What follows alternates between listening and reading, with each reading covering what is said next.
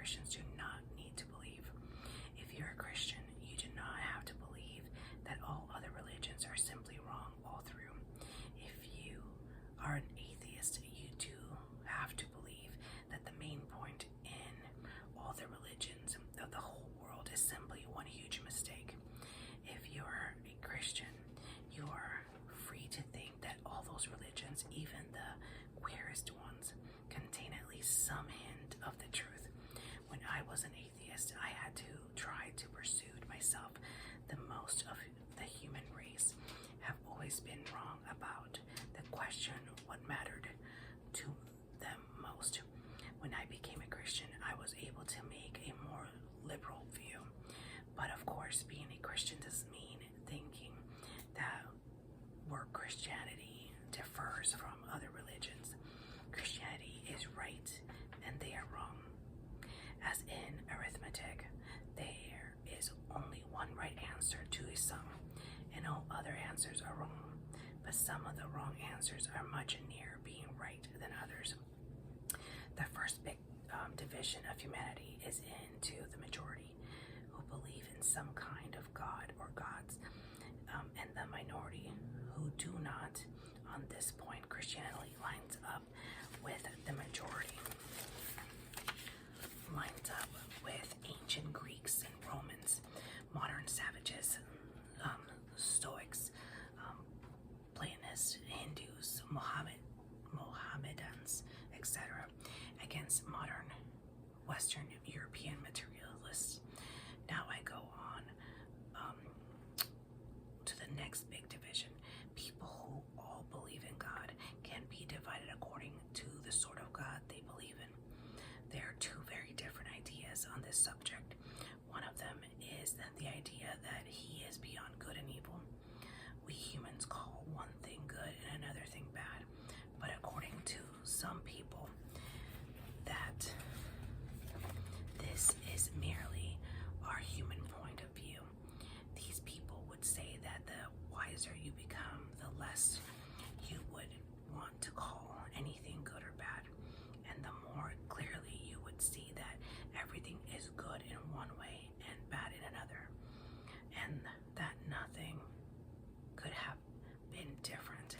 Consequently, these people think that long before you got anywhere near the divine point of view, the distinction would have disappeared altogether. We call it cancer bad, they would say, because it kills a man, but you just as well call a successful surgeon bad because he kills a cancer. It all depends on the point of view. The other and opposite idea is that God is quite definitely good or righteous, a God who takes sides, who loves love and hates hatred, who wants us to behave in one way and not in another. The first of these views, the one that thinks God beyond good and evil, is called the pantheism. It was held by the great Prussian philosopher Hegel, and as far as I can understand them, by the Hindus. The other view is held by Jews, Mohammedans, and Christians.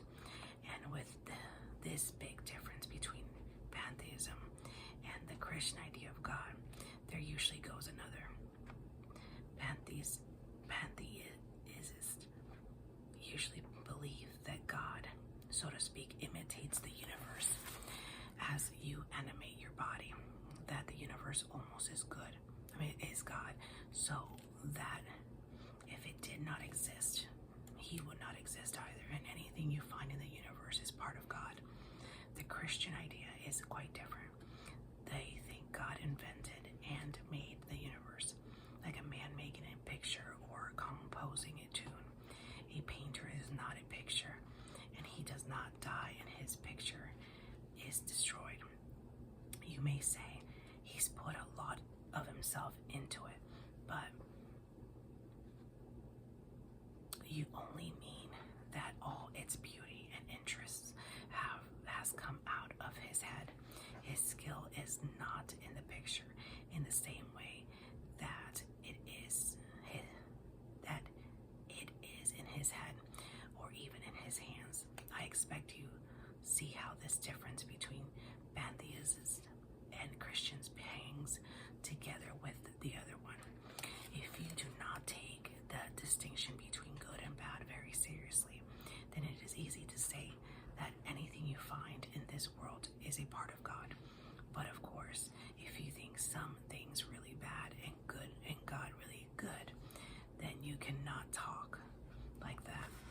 must believe that God is separate from the world and that some of the things we see in it are contrary to his will.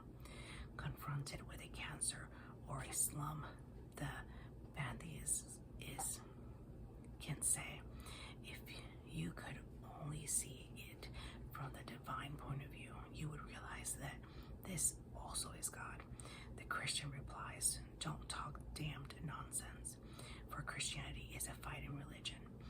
It thinks God made the world, that space and time, heat and cold, and all the colors and taste, and all the animals and vegetables are things that God made up out of his head as a man makes up a story. But it also thinks that great many things have gone wrong with the world that God made, and God insists very loudly on our putting them right again. And of course, that raises a very big question. If a good God made the world, why has it gone wrong?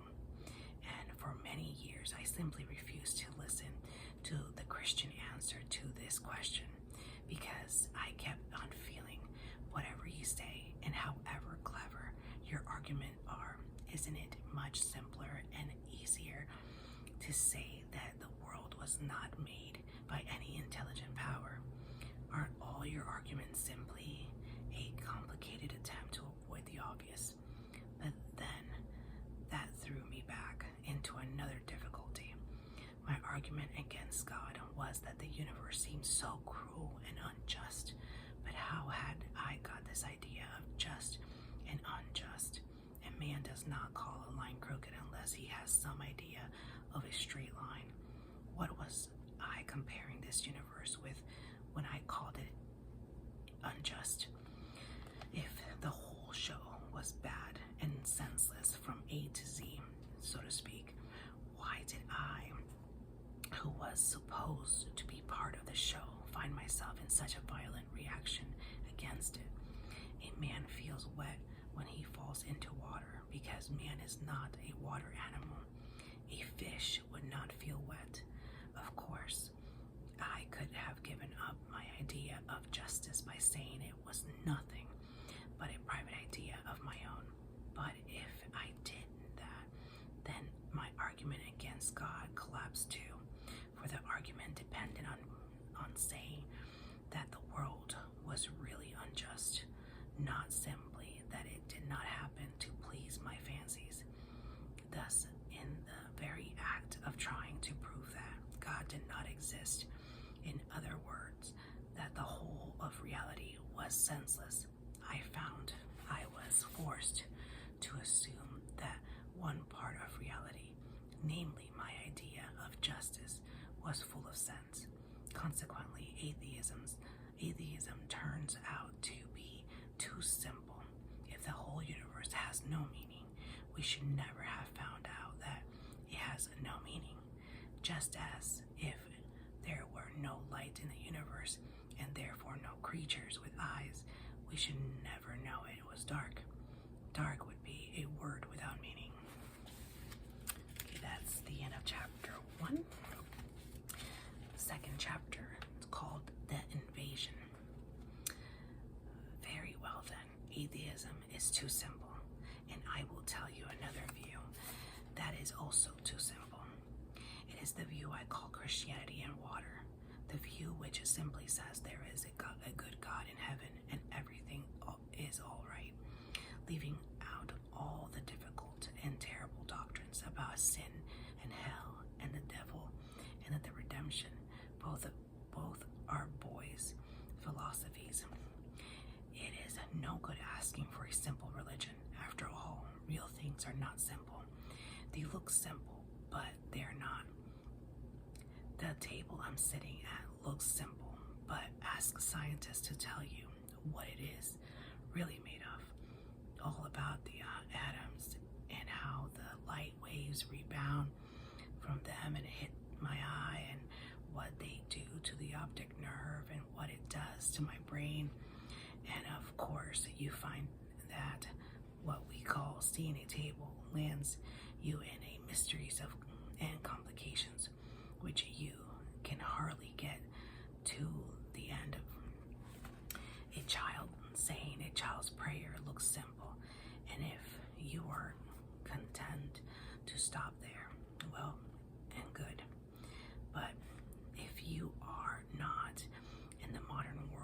usually is not.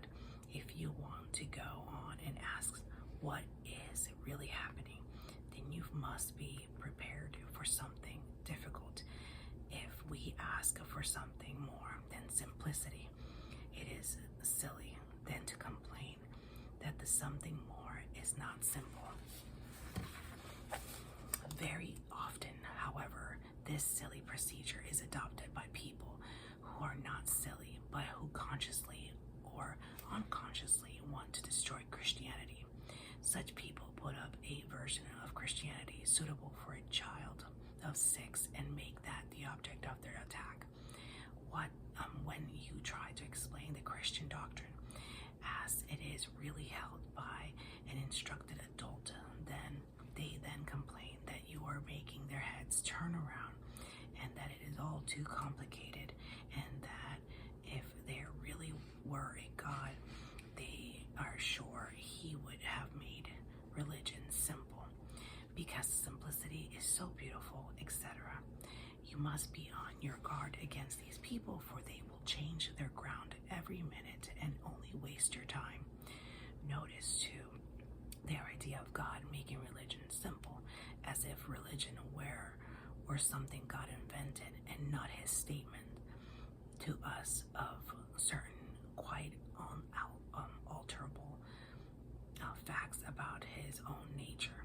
Besides being complicated, reality is my experience is usually odd. It is not neat, not obvious, not what you expect. For instance, when you have grasped that the Earth and the other planets all around the sun, you would naturally expect that all the planets were made to match, all that equal distance from each other, say, or distances that regularly increase, or all the same size, or else getting bigger or smaller as you go further from the sun.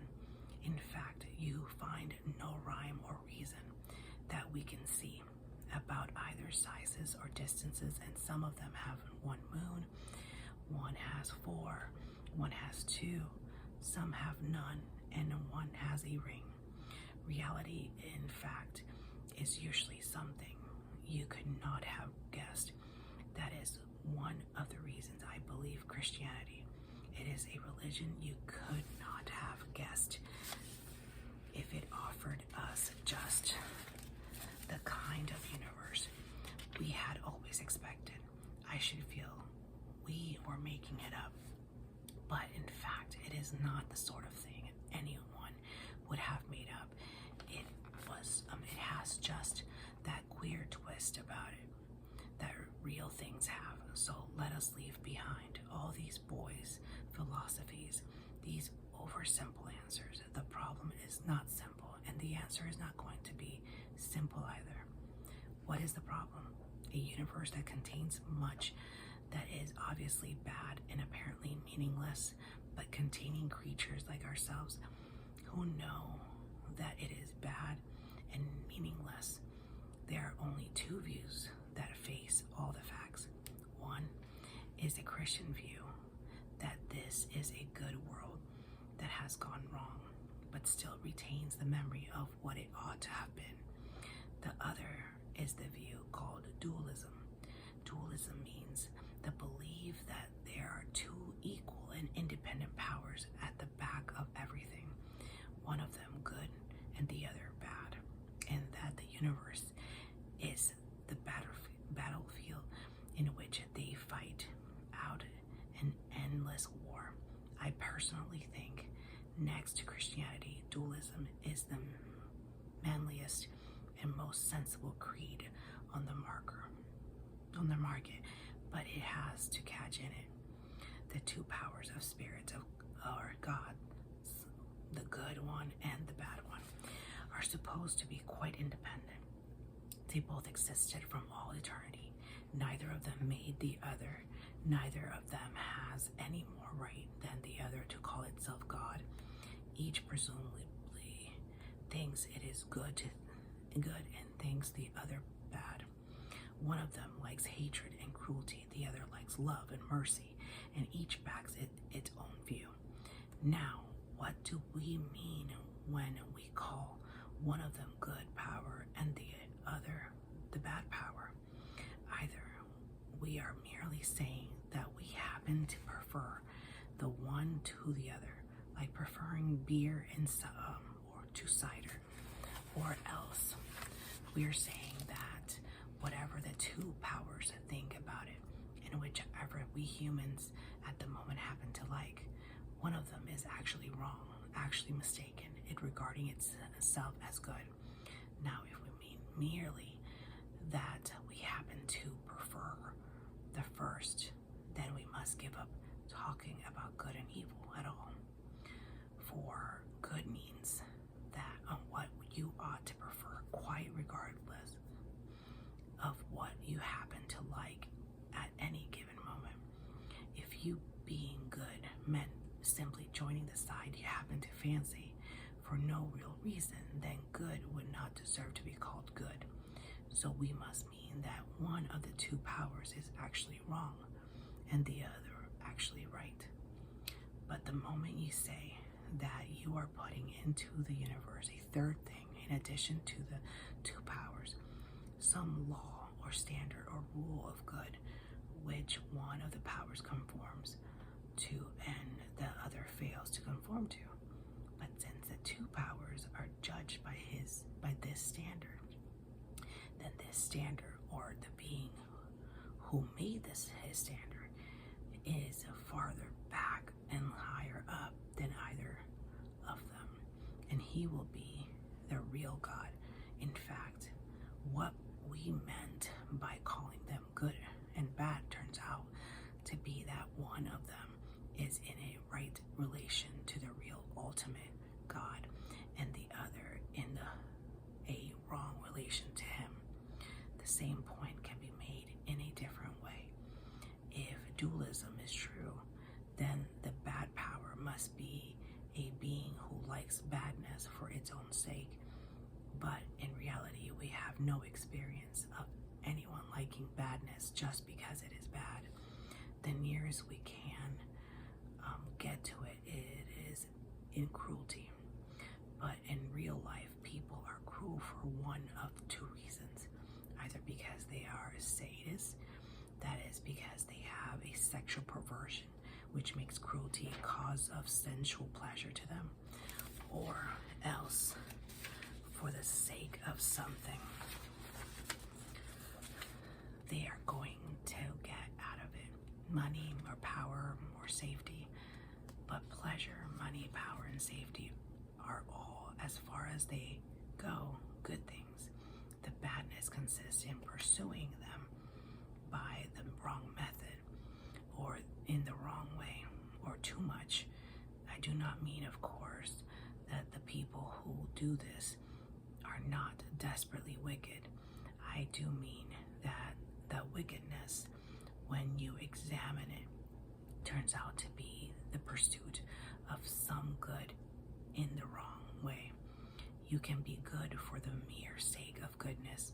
You cannot be bad for the mere sake of badness. You can do a kind action when you are not feeling kind and when it gives you no pleasure, simply because kindness is right. But no one ever did a cruel action simply because cruelty is wrong, only because cruelty was pleasant or useful to him. In other words, badness cannot succeed even in being bad in the same way in which goodness is good. Goodness is, so to speak, itself. Badness is only spoiled goodness, and there must be something good first before it can be spoiled. We call sadism a sexual perversion, but you must first have an idea of a normal sexuality before you can talk of its being perverted, and you can see which is the perversion, because you can explain the perverted from the normal and cannot explain the normal from the perverted. It follows that this bad power, who is supposed to be on an equal footing with a good power, and to love badness in the way as the good power loves goodness, is a mere bogey. In other to be bad, he must have good things to want and then to pursue in the wrong way. He must have impulses which were originally good in order to be able to pervert them. But if he is bad, he cannot supply himself either with good things to desire or with good impulses to pervert. He must be getting both from the good power, and if so, then he is not independent. He is part of the good power's world. He was made either by good power or some power above them both. Put in more simply still, to be bad, he must exist and have intelligence and will. But existence, intelligence, and will are in themselves good. Therefore, he must be getting them from the good power. Even to be bad, he must borrow or steal from his opponent. And do you now begin to see why Christianity has always said that the devil is a fallen angel? That is not a mere story for children. It is a real recognition of that fact, that evil is a parasite, not an original thing. The powers which enable evil to carry on are powers given it by goodness. All the things which enable a bad man to be effectively bad are in themselves good things. Resolution, cleverness, good looks, exist in itself. That is why dualism is a strict sense will not work. But I freely admit that real Christianity, as distinct from Christianity and water, goes much nearer to dualism than people think.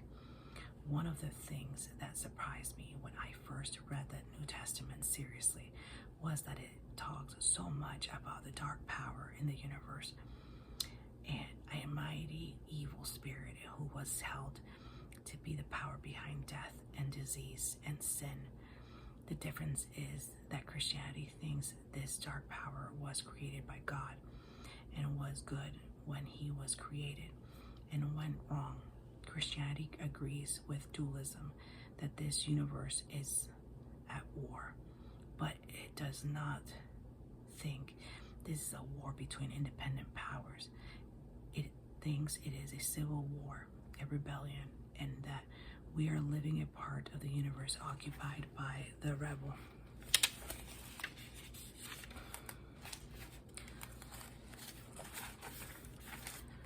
Enemy occupied territory. That is what this world is. Christianity is a story of how the rightful king has landed. You might say landed in disguise, and it is calling us all to take part in a great campaign of sabotage. When you go to church, you are really listening in to the secret wireless from our friends. That is why the enemy is so anxious to prevent us from going. He does it by playing on our conceit and laziness and intellectual snobbery. I know someone will ask me, do you really mean at this time of day to reintroduce our old friend, the devil? Hooves and horns and all?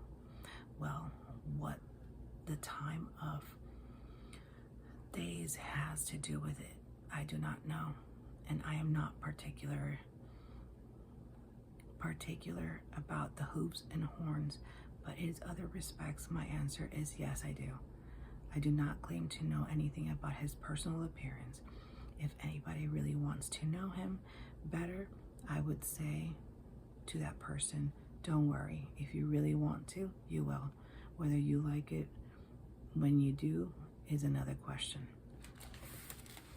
That's the end of chapter 2 of book 2.